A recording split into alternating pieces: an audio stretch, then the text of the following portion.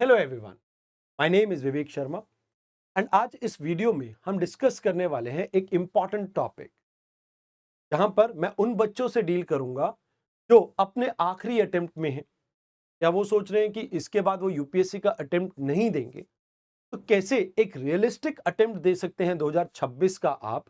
इसके लिए एक रोड मैप है ये वीडियो। इस वीडियो को सेव कर लेना बिकॉज आने वाले समय में आपको बहुत हेल्प करने वाली है ये वीडियो, जहां पर मैं कोशिश करूंगा कि आपको उस स्टेज तक लेके जा सकूं ताकि आप एक फेयर चांस दे सके अपनी यूपीएससी ड्रीम को। तो आइए शुरुआत करते हैं। देखिए, सबसे पहले यूपीएससी प्रिपरेशन आपकी तीन चरण में डिवाइडेड है, यानी तीन फेजेस हैं। फर्स्ट फेज है फाउंडेशन का, जहां पर मैक्सिमम बच्चे होते हैं, जहां पे वो कोई ना कोई स्टैंडर्ड बुक्स पढ़ रहे हैं, एनसीईआरटीज पढ़ रहे हैं, या किसी कोर्स को वो ज्वाइन करके वहां से कोचिंग ले रहे हैं। अब दूसरा फेज आता है जहां पर एक कॉम्प्रिहेंसिव स्टडी के लिए आपको जाना होता है, क्योंकि these coaching materials and these NCERT standard books they are not sufficient enough for your UPSC preparation, जहां पर आपको करंट अफेयर्स और एग्जाम्पल्स के साथ अपने नोट्स को अपडेट करना होता है। एंड थर्ड स्टेज आती है आपकी टेस्टिंग की। वैसे तो टेस्टिंग फाउंडेशन के बाद ही स्टार्ट हो सकती है, but let me give you a glimpse कि अगर आप इस लेवल पे हैं, इस लेवल पे हैं, इस लेवल पे हैं, तो किस तरह से आपको ऑपरेट करना चाहिए। सबसे पहले एग्जांपल लेते हैं हम यहाँ पे। लेट्स से अगर आप अभी फाउंडेशनल लेवल पे हैं, मतलब आप अभी पढ़ रहे हैं एंड आप ये सोच रहे हैं कि इस बारी का एक अटेम्प्ट अच्छा कैसे दें। देखो, मैं आपको ये बताना चाहूंगा, ये थोड़ा डिफिकल्ट रहने वाला है उन बच्चों के लिए जिन्होंने यूपीएससी प्रिपरेशन अभी स्टार्ट की है। बिकॉज देखो, आप लोगों के लिए अभी सबसे बड़ा चैलेंज क्या रहता है, आपकी एटलीस्ट 2.5 से 3 घंटे की क्लास रहती है एक सब्जेक्ट की, मतलब जिसमें आप जीएस का कोई सब्जेक्ट कवर कर रहे होंगे। ऐसे ही 2.5 से 3 घंटे की आपकी क्लास रहती है किसी ना किसी ऑप्शनल सब्जेक्ट की, एंड उसके बाद एटलीस्ट 1 आवर आप डिवोट करते होंगे करंट अफेयर्स। अब ये तो सिर्फ क्लासेस लग रही है, इसके अलावा एडिशनली आपको 4 to 5 आवर की रिक्वायरमेंट रहती है, जिसमें आप अपना खुद के सेल्फ स्टडी करते हैं। जैसे एग्जाम्पल के तौर पे, जब मैंने अपनी यूपीएससी प्रिपरेशन स्टार्ट की थी, मैं उसका एग्जाम्पल देता हूं। मेरी प्रिपरेशन स्टार्ट हुई थी 2010 में, जब मैं कॉलेज के फाइनल ईयर में एंटर करने वाला था। उससे जस्ट पहले ही मैंने अपनी यूपीएससी प्रिपरेशन स्टार्ट की थी। तो उस समय मुझे गाइड करने वाला कोई था नहीं, और ना ही ऐसी कोई वीडियो आती थी यूट्यूब पे। 2015 के बाद से ही ये यूट्यूब का चलन आया है। तो 2010 में मैंने जब अपनी प्रिपरेशन स्टार्ट करी, तो एक भैया ने मुझे गाइड किया कि आपको सबसे पहले एनसीईआरटीज पढ़नी पड़ेगी। और कमाल की बात यह है कि भैया ने ये कहा कि 6 से लेके 12th क्लास तक की आपको सभी एनसीईआरटीज पढ़नी है। अब मुझे इतना आइडिया था नहीं, क्योंकि कोई गाइड करने वाला भी नहीं था। तो यहां पे मैंने इवन साइंस की, जो बेसिक साइंस की आपकी एनसीईआरटी है, वो भी 6 से लेके 12th तक पढ़ डाली। अब बायो पढ़ने में प्रॉब्लम तो बहुत आई भाई, बट सीरियसली बता रहा हूं, दैट वाज नॉट रिक्वायर्ड। तो यहां पे मैं आपको एक स्ट्रेटेजी बताता हूं, जिससे आप अपने ये 6 महीने जो मैंने यहां पर वेस्ट किए थे, 6 से 8 महीने, आप इस टाइम को बचा सकते हो। अब कैसे? लेट्स से अगर आप फाउंडेशनल कोर्स कोई लगा रहे हो, आपने 2.5 घंटे की एक क्लास लगाई। इस 2.5 घंटे की क्लास के बाद आप अपनी उस सब्जेक्ट से रिलेटेड एनसीईआरटी को उठाओ। एनसीईआरटी में खोलो इंडेक्स। इंडेक्स में ये सर्च करो कि इस टॉपिक से रिलेटेड क्या चीजें हैं जो मुझे पढ़नी चाहिए। लेट्स से अगर आपने यहां पर ज्योग्राफी पढ़ रहे हैं, ज्योग्राफी में फिजिकल ज्योग्राफी के बारे में आप पढ़ रहे हो, फिजिकल ज्योग्राफी में लेट्स से जियोमॉर्फोलॉजी के बारे में आप पढ़ रहे हो, तो यहां पर जियोमॉर्फोलॉजी के बारे में लेट्स से 6th क्लास की एनसीईआरटी में टॉपिक है, 8th क्लास की एनसीईआरटी में टॉपिक है, एंड 11th क्लास की एनसीईआरटी में टॉपिक है। इन सभी टॉपिक को क्लब करके स्टार्ट रीडिंग। टाइम लगेगा, मतलब आपका 1 घंटा भी लग सकता है, आपके ऊपर डिपेंड करता है, 30 मिनट भी लग सकते हैं, या हो सकता है कि आपको पूरे 2 घंटे लग जाएं। ये आपके ऊपर डिपेंड करेगा कितना आर आपके यहाँ पे इन्वेस्ट आप करने वाले हो। नाउ इसके बाद after investing this much time, आपने क्या करना है? आपने तुरंत ही, आपके पास एक किताब होनी चाहिए जिसमें आपके पास प्रीलिम्स प्लस मेंस के क्वेश्चंस हो। अब देखो, किताब मैं प्रेफर नहीं करूंगा आज की डेट में, बिकॉज किताब में क्वेश्चन ढूंढने में टाइम लगता है। रादर देन दैट आप ऑनलाइन जाओ, चैट जीपीटी और आपके कई सारे एआई टूल्स हैं, आप उनको इस्तेमाल करो और उन्हें कहो कि सेम टॉपिक पे मुझे प्रीलिम्स और मेंस के यूपीएससी के क्वेश्चंस प्रोवाइड कर दो। अब वो क्वेश्चंस आएंगे, उनको किसी भी वेबसाइट से आप मैच करके देख सकते हो कि हाँ सेम क्वेश्चन है, कि कई बारी आपका चैट जीपीटी डाटा गलत दे देता है, तो मेक श्योर उसको एक बार चेक कर लेना। अब वेरीफाई करने के बाद आप ये इंश्योर करो कि लेट्स से अगर आप जियोमॉर्फोलॉजी के बारे में पढ़ रहे हैं, अब आपको ये पता लगता है कि भाई पिछले 10 सालों के प्रीलिम्स के अंदर, 10 इयर्स के प्रीलिम्स के अंदर इसके ऊपर लेट्स से 3 क्वेश्चन आए हैं।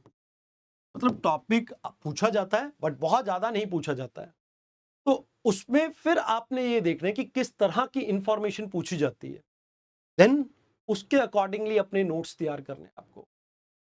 वंस यू डू दिस अगला सेकेंड स्टेप है। ये तो हमने सिर्फ प्रीलिम्स के पर्सपेक्टिव से देखा था, फिर मेंस के पर्सपेक्टिव से देखो कि उस टॉपिक से किस तरह का क्वेश्चन आया एंड कितनी फ्रीक्वेंसी पे आया। मतलब व्हाट इज द प्रोबेबिलिटी कि अगर मैं ये टॉपिक पढ़ता हूं तो मेंस में क्वेश्चन आएगा। अब लेट्स से एक हाइपोथेटिकल एग्जांपल ले लेते हैं कि यहां पर 4 बारी एक टॉपिक के ऊपर क्वेश्चन आया, यानी जियोमॉर्फोलॉजी के ऊपर, एंड लेट्स से 4 टॉपिक में बेसिक प्रोसेस के बारे में यूपीएससी ने आपसे पूछा है, तो मेक श्योर आप उन प्रोसेस के ऊपर फोकस करें जो बेसिक प्रोसेस के आपकी कैटेगरी में आते हैं। अगर आप इस तरह से वर्क करोगे, ऑल्दो मैं ये कहता हूं कि भाई ये 2.5 घंटे की क्लास ऊपर 2.5 घंटे की मेहनत और लग जाएगी शायद आपकी, बट आपके जो नोट्स तैयार होंगे वो इतने सफिशिएंट होंगे कि आपको फिर से उन नोट्स के ऊपर वर्क करने की जरूरत नहीं पड़ेगी। धीरे धीरे जब आप उन नोट्स को रिवाइज करोगे, उन्हें कंसाइज करोगे, बट उनको एक्सपैंड करने की कभी जरूरत नहीं पड़ेगी। तो मेक श्योर जब भी आप कोई टॉपिक पढ़ रहे हो इस पैटर्न को फॉलो करो। अब लेट्स से आपने ये पैटर्न फॉलो कर लिया, अब उसके बाद क्या? ये तो फाउंडेशनल लेवल की बात हो गई है ना, जहां पर आपका मेन कोर पर्पस क्या है। इस लेवल पे आप अटेन करते हो नॉलेज, एंड मेक श्योर भाई नॉलेज अटेन करने से पहले आपको अनलर्निंग के ऊपर फोकस करना पड़ेगा। You have to unlearn whatever you have done, because एक सबसे बड़ी रिजिडिटी जो बच्चों में देखने को मिलती है वो ये देखने को मिलती है भाई कि बच्चे सोचते हैं आज के कि उन्हें सब कुछ पता है। अगर आप इस एटीट्यूड के साथ आए हैं, माइट बी अ पॉसिबिलिटी कि आप सही डायरेक्शन में वर्क ना करें। तो ये चीज आपको भूलनी होगी कि आपकी चाहे ग्रेजुएशन में आपका सब्जेक्ट ज्योग्राफी रहा हो, बट आपको बिल्कुल बेसिक से स्टार्ट करना पड़ेगा, जस्ट लाइक एक बच्चा जैसे चलना स्टार्ट कर। Then comprehensive. अब कॉम्प्रिहेंसिव में क्या होता है? देखो, इसमें आपको करंट डेवलपमेंट के ऊपर फोकस करना होता है। जैसे हिस्ट्री में इसका कोई रेलेवेंस नहीं होता ज्यादा, बट हिस्ट्री में रेलेवेंस किस तरह से होता है, let me showcase you that. अब देखो, आपको एक एग्जांपल देता हूं। अभी रिसेंटली जो मेंस कंक्लूड हुआ, इस मेंस एग्जाम में महात्मा फूले जी के बारे में एक क्वेश्चन आया था। अब कुछ लोग कह सकते हैं कि भाई ये तो आउट ऑफ कंटेक्स्ट यूपीएससी किसी चीज के बारे में भी क्वेश्चन पूछ लेता है, but let me give you a complete idea about this. देखो, UPSC is all about theme. अगर आप थीम्स को समझते हो यूपीएससी की, तो आपको ये पता रहेगा कि किस तरह का क्वेश्चन कहां पर किस तरह से आपको तैयार करना है। एक एग्जांपल के तौर पे, जैसे ये टॉपिक था महात्मा फुले जी के बारे में, इसके बारे में एक कंट्रोवर्सी महाराष्ट्र में आपको देखने को मिली थी। एंड अगर आप मॉडर्न इंडिया हिस्ट्री को उठा के देखेंगे, मैं एंशिएंट नहीं कह रहा, मेडाइवल नहीं कह रहा, आपको एक रिकरिंग थीम देखने को मिलेगी मेंस के अंदर, जहां पे यूपीएससी फोकस करती है इंपॉर्टेंट पर्सनालिटीज। अब अगर आपने ये थीम देखी होती, आपको न्यूज़पेपर में आर्टिकल दिखा होता, तो डेफिनेटली आप इसके बारे में रीड जरूर करते। ये बात समझ में कि जब आप बात कर रहे हैं कि मेंस या प्री आप कुछ भी तैयार कर रहे हैं, there are themes and UPSC उन थीम्स के इर्द गिर्द बहुत ज्यादा घूमता है, और वो थीम आइडेंटिफाई करना अपने आप में ही एक इंपॉर्टेंट टास्क है। जैसे एग्जाम्पल के तौर पे एक और एग्जाम्पल देता हूं मैं आपको। जैसे पॉलिटी में इस बार लोग कह रहे हैं कि आउट ऑफ ब्लू कुछ क्वेश्चंस आए जहां पर यूपीएससी ने कंपेयर करवा दिया यूएस के साथ कुछ चीजों को। तो देखो, अगर आप द हिंदू न्यूज़पेपर उठाओगे, द हिंदू न्यूज़पेपर में डायरेक्टली आर्टिकल था about US and Indian judiciary. And judiciary अगर आप देखेंगे तो एक थीम है जिसके ऊपर आपको एटलीस्ट एक क्वेश्चन हर साल देखने को मिलेगा। एटलीस्ट एक क्वेश्चन हर साल इस थीम के ऊपर आपको देखने को मिलेगा। रिप्रेजेंटेशन ऑफ पीपल एक्ट एक थीम है, उसके ऊपर हर साल आपको एक क्वेश्चन देखने को मिलेगा। तो मतलब कहने का यह है कि अगर मेंस की बात की जाए, तकरीबन 70-75 यहां पर आपकी ऐसी थी 10 थी जिनको अगर आप एक बार आइडेंटिफाई कर लो तो आपकी मेंस की प्रॉब्लम तो शॉर्ट आधी से ज्यादा खत्म हो जाएगी, आधी से ज्यादा खत्म हो जाएगी। अब जैसे एक एग्जाम्पल के तौर पे, अब ऐसा कहना मत किसी हिस्ट्री टीचर को कि मैंने ऐसा कहा, बट आप इस चीज को समझे। एंशिएंट एंड मिडाइवल के ऊपर मेंस में क्वेश्चन मुझे तो नहीं आज तक देखने को मिला, वो कह सकते हैं आया है, बट मैं कहूंगा it is more about culture, it is more about culture. Culture के ऊपर क्वेश्चन ज्यादा है। एंशिएंट मिडाइवल में जो आप चीजें पढ़ते हैं उसे कल्चर से रिलेट करके कि उस समय किस तरह का कल्चर एग्जिस्ट करता था, वो आपका पूछा गया, और उसमें भी हर चीज नहीं पूछी गई। अब कई लोग हैं जो नितिन सिंघानिया की किताब कवर टू कवर पढ़ लेते हैं, बट अगर आप उसमें थीम्स को आइडेंटिफाई करोगे तो आपको समझ में आएगा कि भाई आर्किटेक्चर के ऊपर बहुत क्वेश्चन आते हैं, देन पेंटिंग्स के ऊपर क्वेश्चन है। देन आप ऐसे ही अलग अलग थीम्स को जब सेग्रीगेट करने लगोगे तो आपको पता लगेगा आधे से ज्यादा चैप्टर तो माइट बी अ पॉसिबिलिटी ना तो कभी प्रीलिम्स में पूछे गए ना कभी मेंस में पूछे गए, and we are wasting our energy. मतलब ये सिर्फ उनके बारे में बात हो रही है जिनको फाउंडेशन की नॉलेज है, फाउंडेशन में आपको सब कुछ पढ़ना है, बट जब कॉम्प्रिहेंसिव में आते हो तो आपको यह देखना होता है कि कौन सा स्कोरिंग पार्ट है, किसके ऊपर ज्यादा एनर्जी पुट करनी है, कौन सा बैक बर्नर पे रख सकते हैं, वो चीज समझनी बहुत इंपॉर्टेंट है। आई am not saying that you should skip ancient and medieval, but while studying for the mains you have to focus upon which core areas that are more scoreable। यहां पर कॉम्प्रिहेंसिव में अपने नोट्स को update करो, and इसके बाद आपको at least यहां से कुछ टेस्ट की प्रैक्टिस करने लग जाना चाहिए। मतलब टेस्टिंग एक फील्ड है। अब टेस्टिंग में क्या होता है, यहां पर प्रीलिम्स के क्वेश्चन को अटेम्प्ट करो, कभी कभार मेंस के क्वेश्चन लिखना स्टार्ट करो, देन यहां पर मेंस के ऊपर ज्यादा फोकस रहेगा आपका स्टार्टिंग में। जैसे मैं आपको टाइम फेज भी बता दूंगा कब क्या चीज आपको करनी है, एंड देन टेस्टिंग में आपको कुछ चीजों के ऊपर फोकस रखनी है जहां पर आप कोशिश करो ज्यादा से ज्यादा आप टेस्ट लगा सको। अब जितने ज्यादा टेस्ट लगाओगे उतना बेटर आपको रिजल्ट मिलेगा। अब लेट्स से टेस्टिंग में आपको 3-4 चीजों के ऊपर फोकस करना है, चाहे प्री हो चाहे मेंस। जैसे प्री में सिली मिस्टेक्स को अवॉइड करो यार। आप सबसे पहले अगर मान लो कोई प्रीलिम्स का क्वेश्चन आपने अटेम्प्ट किया है तो वहां पर आपने ये देखना है कि आपने गलती से क्वेश्चन मार्क गलत किया है, आपसे कोई गलती हुई है, या आपको वहां पर कॉन्सेप्ट की नॉलेज नहीं थी, या आपका फैक्ट गलत हुआ है, या आपने कुछ रीसेंट डेवलपमेंट नहीं पढ़ी थी, या कोई एनी अदर रीजंस या कोई डिस्ट्रैक्शन आ गया था उसकी वजह से ये प्रॉब्लम होगी। तो आपने अपनी गलती समझनी। जब आप अपनी गलती समझोगे तो उसको इंप्रूव फिल्म्स के लिए। अब मेंस में सिली मिस्टेक क्या हो सकती है, यहां पर स्पेलिंग मिस्टेक हो सकती है, या आपने जल्दबाजी में क्वेश्चन के प्रति अपनी अंडरस्टैंडिंग डेवलप नहीं करी। अंडरस्टैंडिंग इन द सेंस, भाई मैं बहुत बारी बच्चों को कहता हूं कि भाई जब आप आंसर लिखते हैं तो सबसे बड़ी प्रॉब्लम बताऊं आपको क्या देखने को मिलती है, बच्चे वो लिखते हैं जो उन्हें पता है, एक्चुअल में क्वेश्चन की डिमांड नहीं समझ पाते। तो क्वेश्चन की डिमांड ना समझना वो आपकी सिली मिस्टेक है, आपको उसको इंप्रूव करना होगा। अब कई बार ऐसा होता है कि आपने ठीक है क्वेश्चन समझ लिया, बट आपको उसकी कॉन्सेप्चुअल क्लैरिटी नहीं थी, मतलब जो कॉन्सेप्ट उस क्वेश्चन के अंदर इन्वॉल्व था।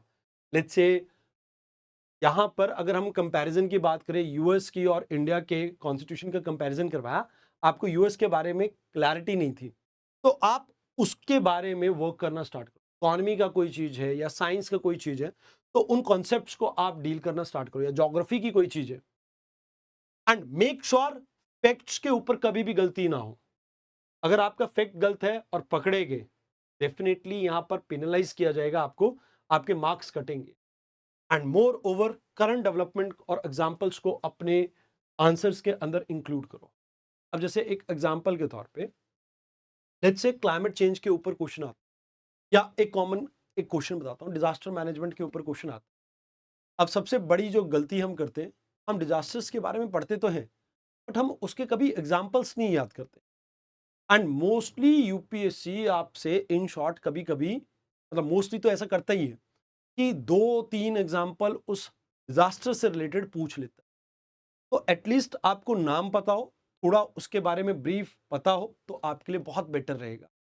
ऐसे ही इन्वायरमेंटल इंपैक्ट असेसमेंट है एक टॉपिक, उसमें भी एग्जाम्पल्स का बहुत ज्यादा इंपॉर्टेंस रहता है। तो इंश्योर दैट आपके पास कभी भी एग्जाम्पल्स की कमी ना हो, करंट डेवलपमेंट आप अपने नोट्स में ऐड करते चलें, जिससे आपको यकीनन बहुत ज्यादा बेनिफिट मिलेगा। ये टेस्टिंग का फेज हो। अब क्या स्ट्रैटेजी है इसको समझते हैं। देखो, रोड मैप 2026 के लिए उन बच्चों के लिए जो अभी फाउंडेशन से आगे निकल चुके हैं, and this is the last attempt for them, तो आपको सबसे पहले सितंबर से दिसंबर तक मेंस ओरिएंटेड रहना पड़े। आपने सिलेबस मल्टीपल टाइम पढ़ा है, I know, but ensure that आप वीक में एटलीस्ट एक एसे लिखो। अब एटलीस्ट एक ऐसे लिखने के बाद आप उसको इवेलुएट करवा सको कहीं पर, तो बहुत बेटर रहेगा।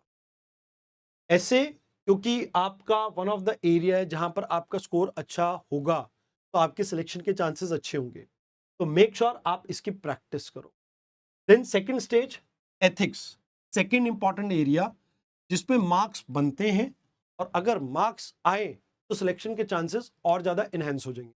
आपके जीएस पेपर 1, 2 एंड 3, इसमें अगर थोड़े कम भी मार्क्स हैं, बट एथिक्स एसे में अच्छे मार्क्स हैं, तो you can sell through easy.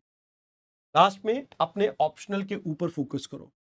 तो एथिक्स एटलीस्ट 2 बार वीक में क्लासेस लगाओ, जहां पर आप ये कर सकते हो कि भाई जैसे सैटरडे संडे आपके पास फ्री है, आप ऐसे लिख लिए संडे को, एंड साथ में एथिक्स के 1-2 घंटे 3 घंटे एक क्लास अटेंड कर ली, या आपने नोट्स रिवाइज कर लिए, तो केस स्टडी एक अटेम्प्ट कर ली, वैसी चीजें प्रैक्टिस करो। ये दो आपके लिए बहुत क्रुशियल है। और तीसरा क्रुशियल पार्ट आता है आपका ऑप्शनल।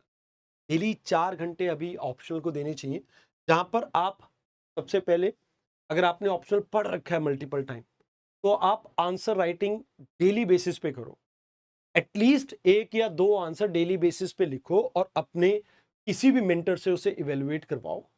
अपने वीक एरियाज को समझने की कोशिश करो कि कहां आप मार्क्स में इंप्रूवमेंट ला सकते हो, बिकॉज ऑप्शनल में मार्क्स जब बनेंगे तभी आपकी सिलेक्शन के चांसेस बने।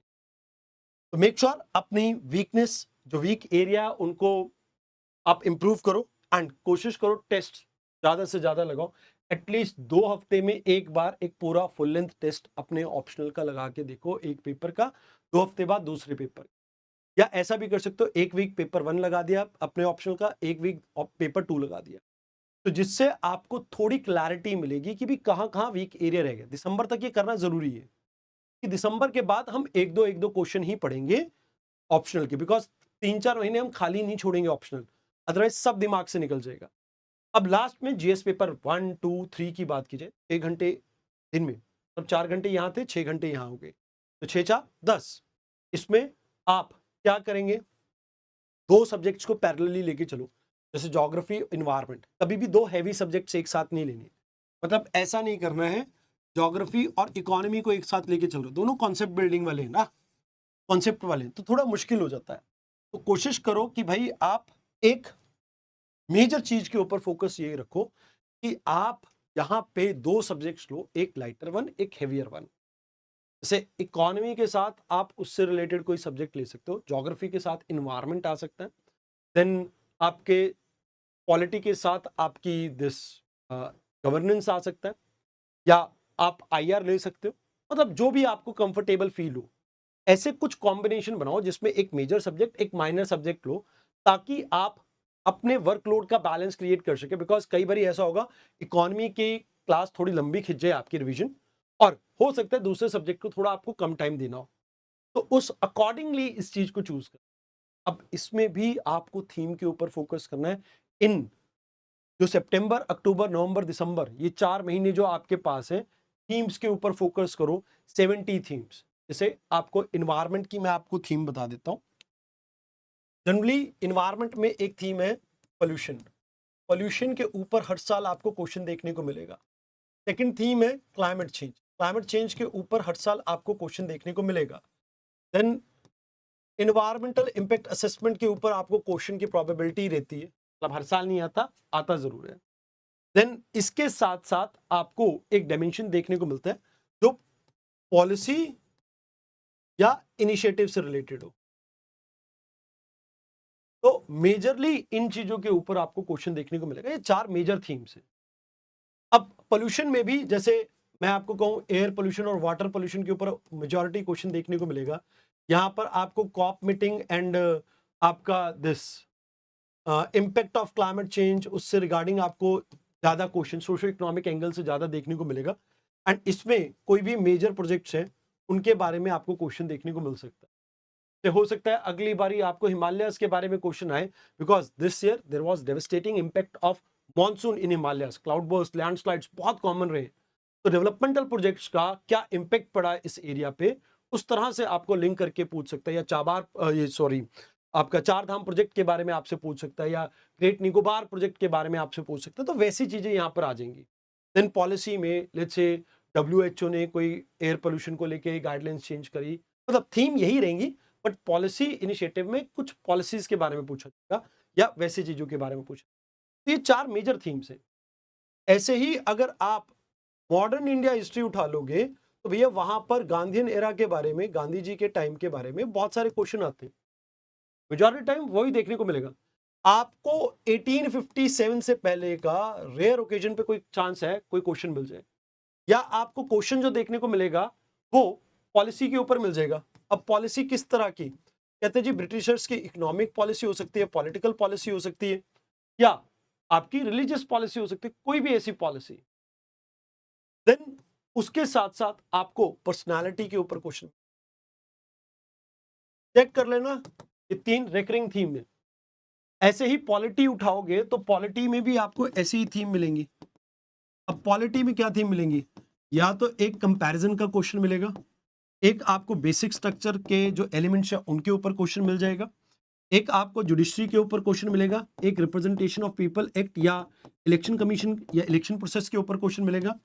वैसे अर्बन लोकल बॉडीज के बारे में या पंचायती राज इंस्टीट्यूशन के बारे में पहले यूपीएससी बहुत पूछता था, बट अभी शिफ्ट ट्रिब्यूनल्स की तरफ हो गया। तो ऐसे कुछ रिकरिंग थीम्स हैं जिनके ऊपर आपको इन 4 महीने के अंदर अपने नोट्स क्रिएट करने हैं। अब अगर आप ये नोट्स क्रिएट कर लेते हो तो आपको बहुत बेनिफिट मिलेगा। अगर आप चाहते हो कि मैं इस टॉपिक के ऊपर कोई वीडियो बनाऊं, तो आप कमेंट सेक्शन के अंदर थीम टाइप कर देना। आई इंश्योर अगर 50 से ज्यादा बच्चों ने रिक्वेस्ट की हुई तो मैं उस टॉपिक के ऊपर एक वीडियो बना दूंगा। अब यहां पे बात आ गई कि भाई आपने दिसंबर तक क्या किया, अब जनवरी में क्या करना है। जनवरी में प्री मोड में आ जाओ। सबसे पहले अब जैसे ज्योग्राफी है, ज्योग्राफी में एक मैपिंग के ऊपर क्वेश्चन मिनिमम आता ही आता है, एग्रीकल्चर के ऊपर क्वेश्चन आता ही आता है। मतलब यहां भी आप थीम्स को आइडेंटिफाई करो। अब करंट अफेयर में देखो कौन सी क्रॉप्स आपकी न्यूज में रही है। अच्छे, राइस के ऊपर डेविस्टेटिंग इंपैक्ट आया, एंड ये पंजाब में भी देखने को मिला, आपको बाकी एरियाज में भी देखने को मिला। तो अब लेट्स से इसके ऊपर यूपीएससी क्वेश्चन पूछेगा तो किस तरह का क्वेश्चन आ सकता है प्रीलिम्स में, आपको पता होना चाहिए। लेट्स से इस बार if I am not wrong तो जम्मू कश्मीर में बादाम की जो क्रॉप है बहुत बम्पर प्रोडक्शन हुई थी। तो अगर लेट्स से यूपीएससी इसके बारे में क्वेश्चन पूछते तो किस तरह का क्वेश्चन आ सकता है आपको पता होना चाहिए। जैसे मैपिंग हो गया, आपका एग्रीकल्चर हो गया, मिनरल्स के ऊपर क्वेश्चन आता है हर साल। तो आपको ऐसी चीजें आइडेंटिफाई करनी है, जैसे एटमॉस्फेयर। अब जैसे इस साल इंडिया में बारिश बहुत ज्यादा हुई है, तो मॉनसून के ऊपर या फ्लडिंग के ऊपर, ऐसे किसी भी चीज के ऊपर आपको क्वेश्चन आ जाए, तो आपको ये देखना कि कौन से ऐसे एरियाज हैं ज्योग्राफी के जिनके ऊपर बार बार क्वेश्चन, उनको बहुत अच्छे से तैयार करो। बाकी एरिया मैं ये नहीं कह रहा हूं कि इग्नोर करना है, बट पढ़ना जरूर है। हल्का सा पढ़ो, एक दो रिवीजन दो, इसको ज्यादा रिवीजन दे लो, मतलब ये आपके ऊपर डिपेंड करता है। अब जैसे ही आपने एक टॉपिक खत्म किया, तो यहां पर मैं कहता हूं कि भैया टेस्ट लगाना जरूरी है। टॉपिक वाइज टेस्ट लगाते चलो। फिजिकल ज्योग्राफी करी, फिजिकल ज्योग्राफी के दो चार टेस्ट लगे। इंडियन ज्योग्राफी करी, दो चार टेस्ट। इकोनॉमिक ज्योग्राफी दो चार टेस्ट। एंड देन फिर पूरी ज्योग्राफी के एक दो टेस्ट। एंड फिर फुल लेंथ में जब सारे सब्जेक्ट हो जाएंगे, तो फुल लेंथ जैसे यूपीएससी पैटर्न वाला टेस्ट है, वो आपका टेस्ट आप अटेंड। देन इसके साथ पैरेलली यहां पर इन्वायरमेंट कवर कर लो। इफ पॉसिबल दो सब्जेक्ट चल सकते हैं, ऐसी कोई दिक्कत नहीं होती, मैंने खुद ने भी किए हैं अपने टाइम पे। तो ज्योग्राफी इन्वायरमेंट जनवरी में हो गया।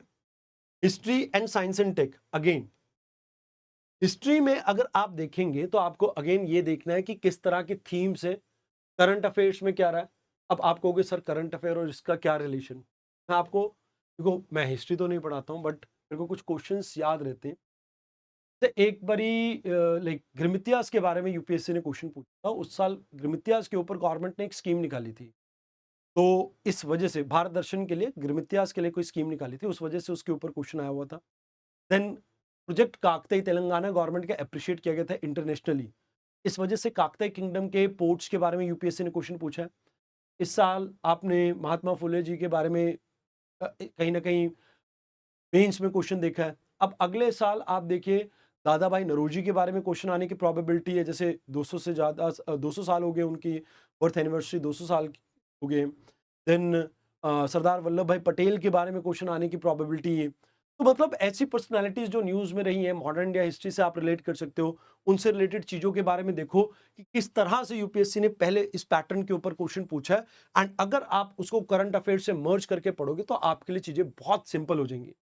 जैसे इस साल आई वाज एक्सपेक्टिंग आपकी ये इंडस वैली सिविलाइजेशन की एक्सकवेशन को 100 साल कंप्लीट हुए थे, क्वेश्चन आएगा, एंड आया भी, डायरेक्ट क्वेश्चन आया है। बट वही बात है कि आपको ये समझना होगा कि हिस्ट्री इज नथिंग कि जहां पर आप किताब पढ़ के जा रहे हो। हिस्ट्री इज समथिंग जहां पर आप करंट अफेयर्स के साथ किताब को पढ़ के जाओगे, तो आपको फायदा मिलेगा। अदरवाइज आपको ये भी नहीं पता लगेगा हिस्ट्री के क्वेश्चंस आ कहां से रहे।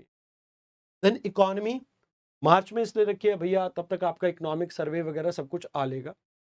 मतलब आपको ये फोकस करना है इकोनॉमिक सर्वे बजट की, अपने डाटा को अपनी इकोनॉमी में इनकलकेट करके पढ़ना है। कॉन्सेप्ट आपने पढ़ लिए, थीम आइडेंटिफाई कर ली, ये थीम्स पे क्वेश्चन आते हैं, उसमें अपना बजट का और इकोनॉमिक सर्वे का डाटा ऐड करो, and done and dusted. Then polity की बात करें, अगेन आप थीम थीम इस बार भी बहुत सारी कॉमन थीम जो आपको देखने को मिलती है, जैसे एक फंडामेंटल राइट के ऊपर क्वेश्चन आना, पार्लियामेंट के ऊपर क्वेश्चन आना, बेसिक स्ट्रक्चर से रिलेटेड एक क्वेश्चन आना, ये सब बेसिक थीम्स हैं। एंड अगेन ये करंट अफेयर से इंस्पायर्ड होकर आती हैं। अब लेट्स से, अब अगर मान लीजिए आपकी कोई पॉलिटी से रिलेटेड आर्टिकल बहुत ज्यादा न्यूज में, जैसे मणिपुर को लेके अभी गवर्नर्स रूल आपका जो है प्रेसिडेंट रूल, सॉरी, वो न्यूज में था, तो प्रेसिडेंट रूल के बारे में आपको पढ़ना चाहिए, क्योंकि वो अगले साल आपके क्वेश्चन का पार्ट हो सकता है। मेक श्योर थीम्स आइडेंटिफाई करो, उनको करंट अफेयर्स के साथ मर्ज करो। अब आप सोच रहे होंगे थीम थीम थीम क्या कर रहे हैं सर। आप अगर कहेंगे तो मैं प्री और मेंस की थीम्स के लिए अलग से एक वीडियो बना दूंगा if you want, but this is the thing जो आपको कवर करनी होगी। एंड बाय द टाइम जब आप इसे कंप्लीट करोगे, उसके बाद मतलब बीच बीच में हफ्ते के हफ्ते आपने अपने टेस्ट देने हैं। टेस्ट दोगे, इवेलुएट करो क्या गलती करी है, उसको इंप्रूव करो। अगर करते जाओगे तो इंप्रूवमेंट के साथ आपके प्रीलिम्स में आपको दिक्कत नहीं आएगी।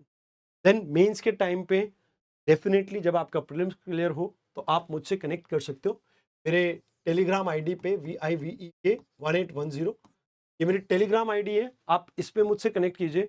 आपको जो हेल्प चाहिए होगी आपके मेंस की प्रिपरेशन के टाइम पे, थीम से रिलेटेड, डाटा से रिलेटेड, जो भी आपको हेल्प चाहिए होगी, नोट से रिलेटेड, मैं आपको प्रोवाइड करूंगा।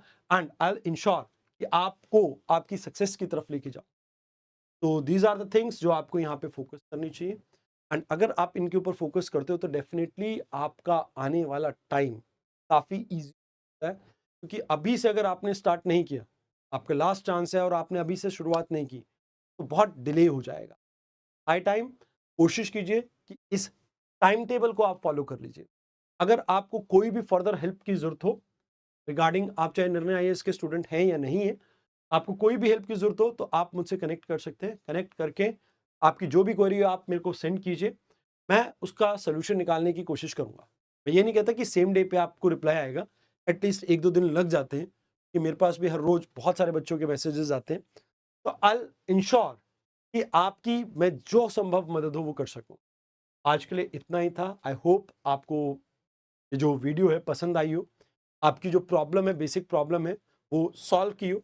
अब अगर आप कोई भी मुझसे वीडियो चाहते हैं कि सर इस टॉपिक के ऊपर हमें एक वीडियो चाहिए, तो आप कमेंट सेक्शन में ज़रूर मेंशन किया करो कि सर इस टॉपिक के ऊपर अगर आप वीडियो में बना दें तो हमारी हेल्प हो सकती है। तो I will try to cover that. तो आज के लिए इतना ही। धन्यवाद।